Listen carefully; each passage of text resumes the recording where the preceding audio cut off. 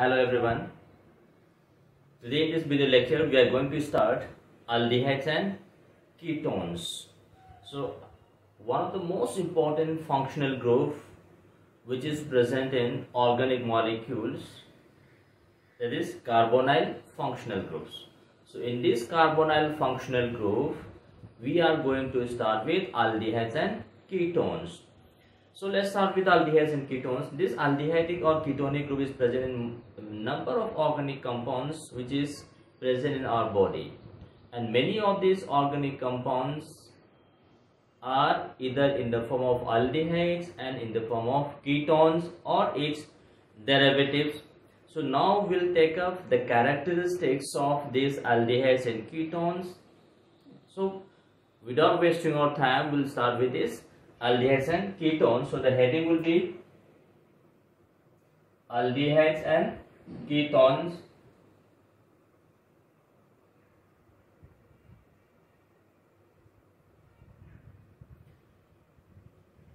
Now these aldehydes and ketones are commonly known as carbonyl compounds.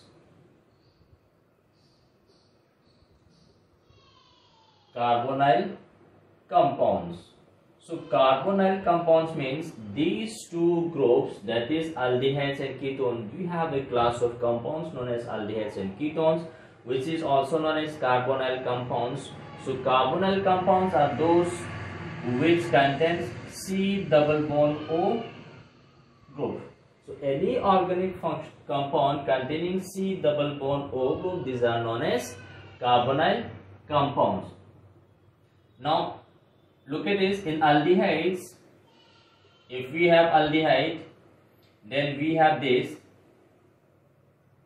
is carbon, then we have double bond O, then we have aldehyde. So now look at this, we have this C double bond O. So in aldehydes we have on either side of this carbon double bond O we have one carbon and one hydrogen, whereas in case of ketones, on either side of this C double bond O we have carbons. So in both the case, whether we have aldehydes or ketones, the functional group is carbonyl group. The only difference being, in case of aldehyde we have one carbon and one hydrogen, whereas in case of ketone we have both carbon. Now in both this group, this carbon, whether we have aldehyde group or we have ketonic group, both this carbon, that is C double bond O, that is sp2 hybridized. So if the carbon is sp2 hybridized, this carbon should be planar. So now we take this, we have this carbon being sp2, so we take this carbon which is sp2 hybridized. So this carbon of these aldehydes or ketones being sp2 hybridized, the total number of hybrid orbitals that is present is 3 equivalent sp2 hybrid orbitals. So this is one sp2, second sp2, this is third sp2. Now this sp2, in case of oxygen, we have C double bond O, this sp2 combines with oxygen and this forms a sigma bond. So this sigma bond is formed by overlapping between s orbital of sp2 hybridized orbital of carbon with p orbital of oxygen.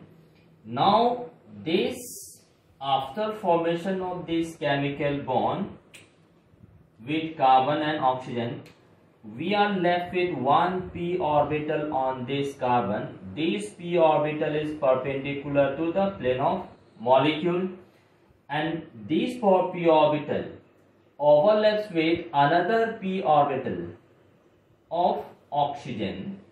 So these p orbital being parallel to each other, so these undergo sideways overlap, and this results in the formation of a pi bond. So this is the pi bond, that is being formed between the overlapping between the pure p orbital of carbon and the p orbital of oxygen. So we have, this is pi bond, this is a sigma bond. So now look at this, the carbonyl functional group of aldehydes and ketone. Carbon is forming 3 sigma bond. We have sigma bond, and sigma bond. Then we say this is pi bond. This pi bond is formed by overlapping between p orbital of carbon with p orbital of oxygen. Then so coming to this, so we say this is, we have carbon, oxygen. Now look at this, above this plane we are having an electron density, below this also we are having electron density. So the pi electron density is moving above this CO or this below this CO. This is pi electron density. So electron density is above the plane or below the plane of this C double bond O. Pi electron density, or this can be simply written as, now look at this, we have C oxygen double bond. Now after this formation of carbon oxygen double bond, now look at this, we have one pi bond, we have sigma bond, this is sigma bond, this is also sigma bond. Now valency of carbon is complete. Now to complete the valency of oxygen, this oxygen is having 2 lone pairs of electrons. So considering this, oxygen has got 2 lone pairs of electron. Now in this molecule, carbon is sp2. Now this sp2 carbon, so the carbon should be planar, and since the carbon is sp2 hybridized, the bond angle between this group carbon and carbon, this bond angle should be 120. This will also be 120, this will also be 120. So now look at this, we have this carbonyl functional group of aldehydes and ketone. Carbon is sp2 hybridized, that is planar, and the bond angle should be 120 degree.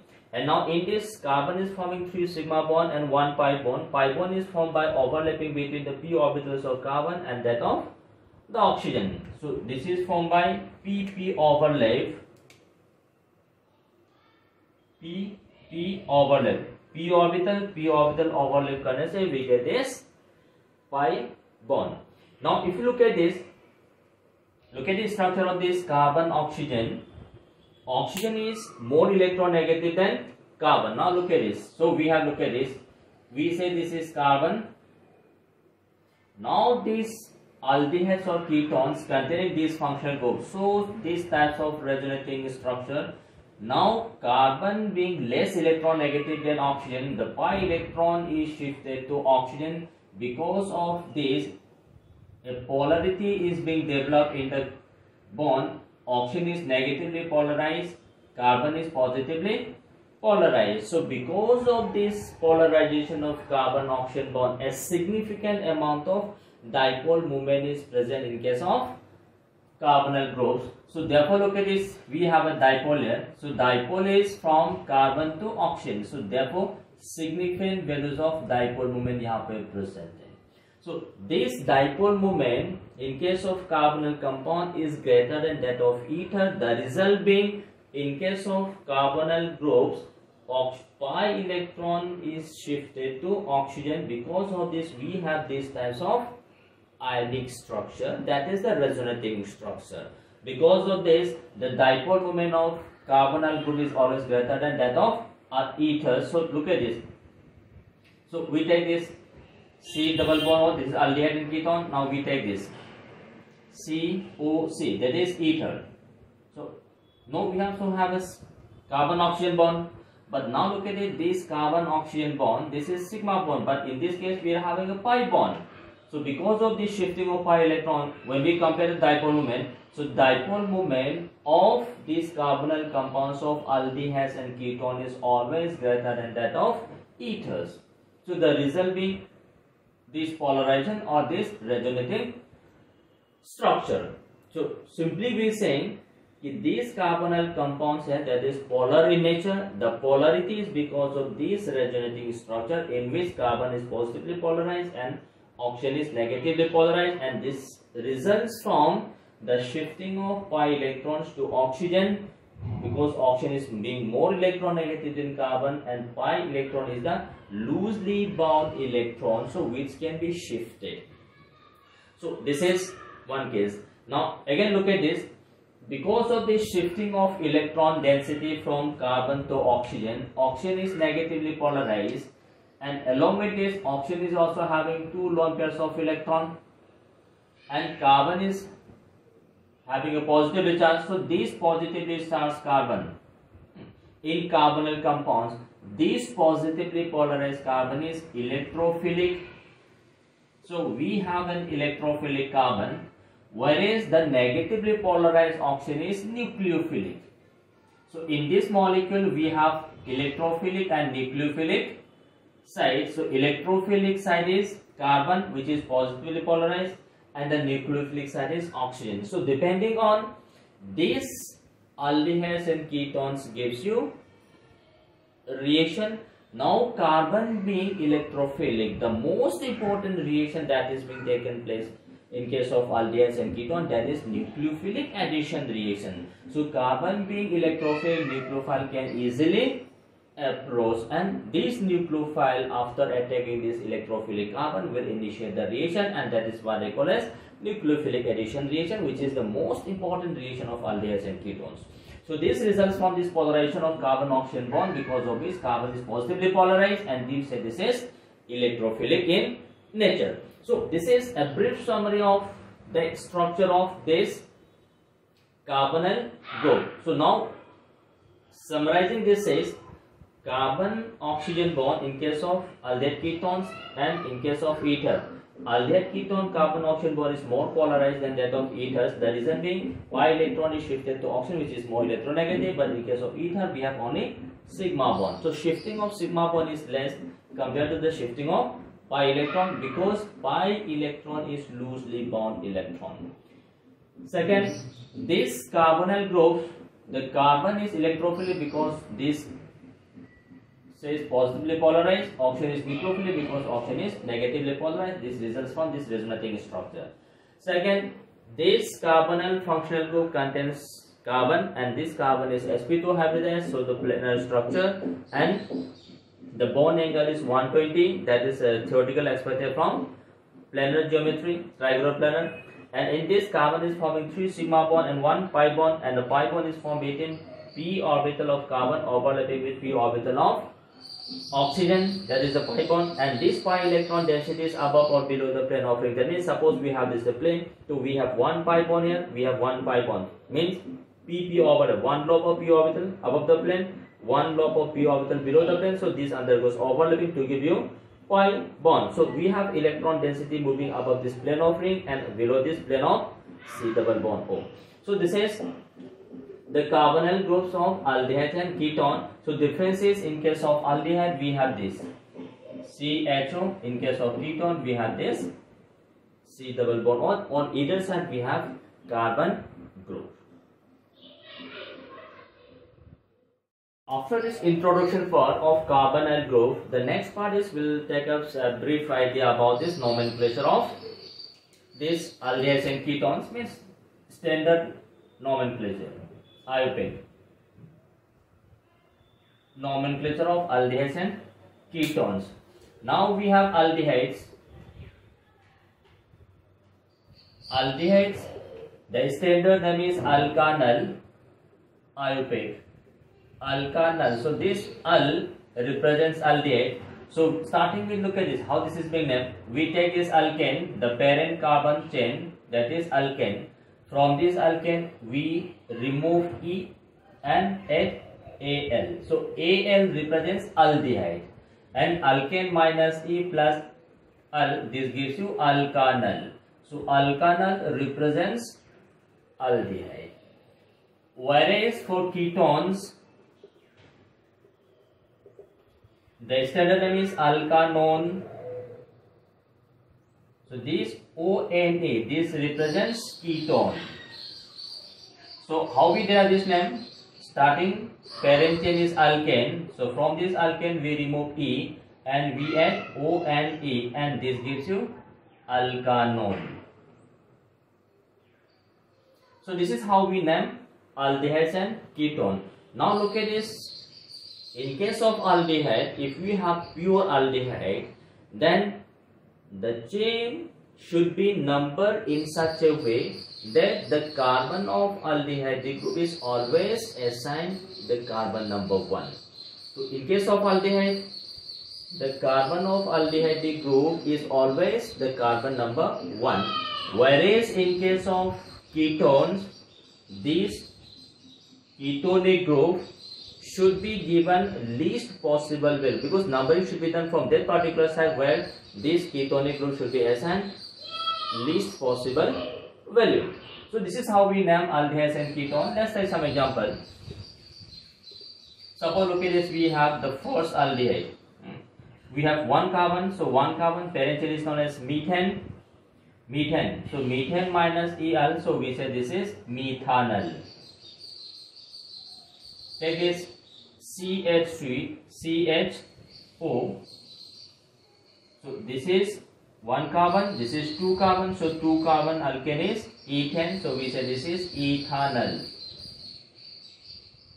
Then we are looking at CH3, CH2, CHO. We have three carbon, so we say this is propanol. But if suppose along with this some other substituent is present, then we have to identify the position of substituent, and these substituents are given as the prefix. So suppose look at this, we have this CH3, CH, suppose we have this CH3, CH, Br, CH2, suppose we have this compound. Now we have to name this compound. So to name this compound, first we have to number the chain. Accordingly, we have to identify the position of the groups present in the chain. Now the parent chain numbering should be done in such a way that the aldehyde carbon should always be carbon number 1. So we have to start numbering from this carbon. This is aldehyde carbon, so this is carbon number 1, carbon number 2, carbon number 3, 4, 5. Now look at this, at carbon number 3 we have a bromine, at carbon number 4 we have a methyl, so methyl and bromo. So alphabetical order says B comes before N, so this compound should be known as 3-bromo. Between the locand and the name there should be a dash. 3-bromo, then we have 4-methyl, because at fourth position we have a methyl. Then total number of carbon is 5, so 5 carbon is known as pent, and aldehyde we have al, so this is pentanol. This is how we name this aldehyde group. Now take this compound. Suppose we have a cyclic compound. Let's take this cyclic compound. Now for this cyclic compound we use the term cyclo, and this is known as carbaldehyde. So for cyclic compound, numbering should be done in such a way that carbon bearing aldehyde group should be always given as carbon number 1. Means if there is any substituent in the chain, then this is known as carbon number 1. Otherwise we have to give the common name. Now look at this. This is cyclohexane. So this type of compounds are known as cyclohexane carbaldehyde. So that means if you look at this, the word carbaldehyde is used when we have aldehyde group present in a cyclic chain. अगर आपके पास chain cyclic है, उस cyclic में भी हम aldehyde group है, then we use the term cyclohexane carbaldehyde. अगर 5 member है तो cyclopentane carbaldehyde. और suppose we have a substituent यहाँ पर है, let's take this. Now we have this CH. तो अब यहाँ पे suppose we have this methyl and ये suppose we have bromine here. So rule says the carbon bearing aldehyde group should be given carbon number 1. So we have to start numbering from this side. So this is carbon number 1, carbon number 2, this is carbon number 3. Now look at this. At carbon number 3 we have a bromine. At carbon number 2 we have a methyl. So alphabetical order says bromo comes before methyl. So this is 3 bromo, 2 methyl, cyclohexane, carbaldehyde.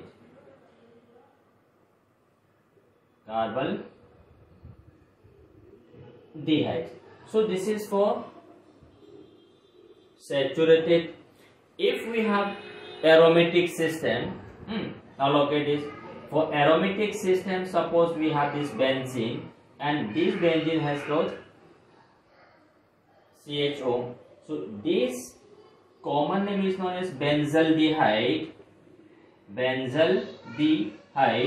Now this common name benzaldehyde is also accepted as IUPAC name. So we say this benzene with CHO, this is known as benzaldehyde, or we can say benzene carbaldehyde. Both are acceptable. Both are accepted standard name, benzene carbaldehyde.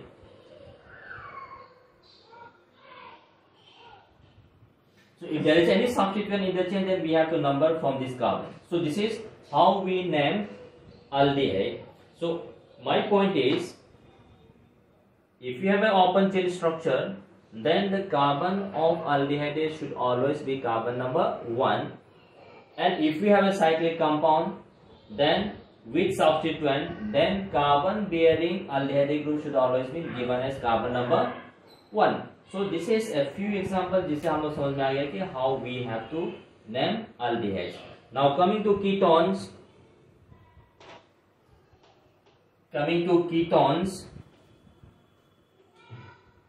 Suppose we have look at this. The first member of ketone is CH3, C double bond O, CH3. Now total number of carbon is 3. So we say this is propanone.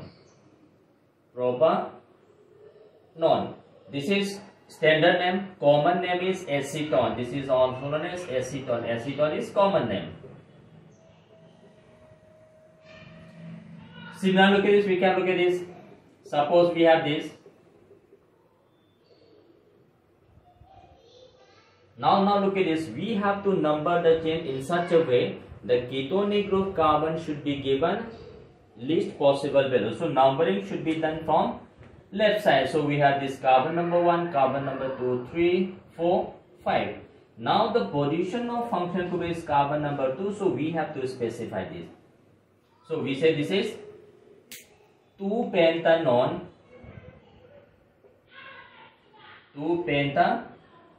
or we can say pentane 2-on,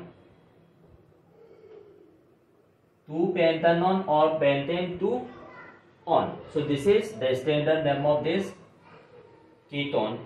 Now suppose we have such a component CH3, C double bond O, CH2, CH2, CH2. We have suppose ये आपके पास compound है. Now we have these two, aldehyde group and ketonic group, both are present in the chain. Then the seniority order says the aldehyde group is having more preference than that of ketonic group. तो जिसका preference ज़्यादा होगा that should be given higher priority. So numbering यहाँ से करेंगे 1, 2, 3, 4, 5, 6. So these ketonic group will be considered as a substituent and should be written as a prefix. And this is a carbon number 5. So we say this is 5-oxo. Then total number of carbon is 6. So we have said this hexanal. So 5-oxohexanal means this is the primary functional group and this will be considered as a secondary functional group. And ketone as a secondary functional group is known as oxo group, or sometimes we can also use keto. If suppose we have this type of group, suppose we have this is cyclic ketone. Now the compound should be named as cyclohexanone.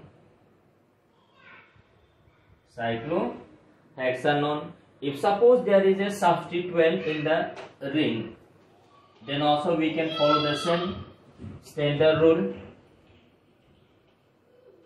Suppose we have this is double bond, or suppose we have this methyl है। So numbering should be done from the carbon जिसमें आपके पास functional group है। So this carbon bearing C double bond on, that is carbon number 1, 2. So at this carbon number 2 we have 2 methyl. So now look at this, name should be given as 2, 2. There are two identical groups, so this is written as dimethyl. Total carbon is 6 and this is cyclic, so we say cyclohexanone. 2 dimethyl cyclohexanone. So this is how we name aldehydes and ketones. Now suppose we have this aromatic compounds, let's say this compound CH3, C double bond O, CH3. This compound is known as acetophenone.